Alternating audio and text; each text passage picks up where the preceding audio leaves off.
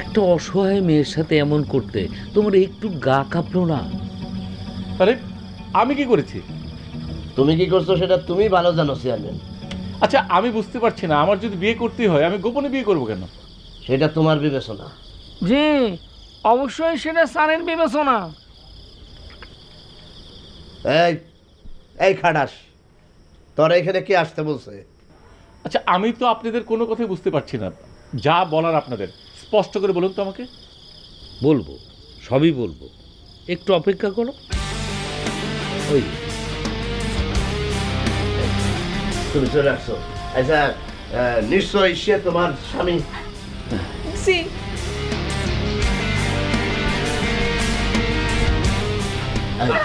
এই কান্নাকাটি কিছু নাই, আমরা সবাই তোমার সাথে আছি। আরে না, ফালতু কথা, পুরো ফালতু কথা। কোনো ফালতু কথা না, একটা মেয়ে মানুষ ফালতু কথা বলতে পারে না।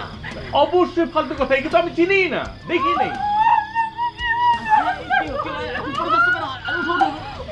না, আমার মনে হইতেছে মেয়েটা অবশ্যই সত্য কথা বলতেছে। অবশ্যই সত্য কথা বলতেছে। আর আপনারা কি ধরনের কথা বলছেন? আপনারা ছোট থেকে আমাকে চেনেন, আমাকে বিশ্বাস না করে এই মেয়েটাকে বিশ্বাস করছেন আপনারা? সত্য কখনো চাপা থাকে না রে, যাও।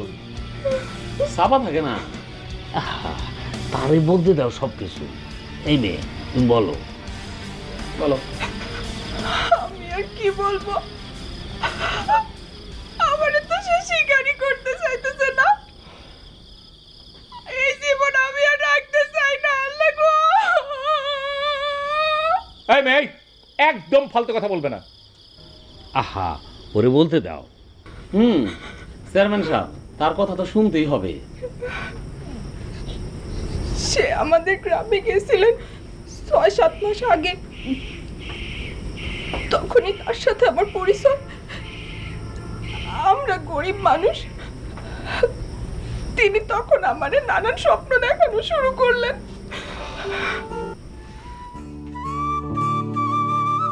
তুমি সুখে থাকবে, কিন্তু সামনে চেয়ারম্যান ইলেকশন। আমি আসলে এখনই বিয়ের সাথে করে তোমার নিয়ে যেতে পারতাম, কিন্তু এতে আবার ইলেকশনের ঝামেলা হওয়ার সম্ভাবনা আছে। তার মানে এতে আমার ইলেকশনের ক্ষতি হওয়ার চান্স আছে।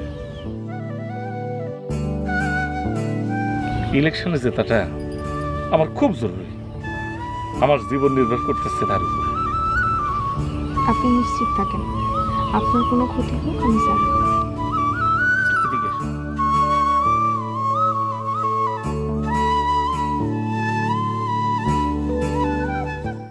মিথ্যা, সব মিথ্যা। আচ্ছা যদি সত্য হতো তাহলে তো আমি প্রমাণ দিতে পারতাম। এই মেয়ে, তুমি বলো। ইস, কি ঘটনা, কি সর্বনাশ। আমি তো বুঝতে পারছি না এত মিথ্যে কথা মানুষ বলে কি করে। মিথ্যা? আমি মিথ্যা বলতেছি?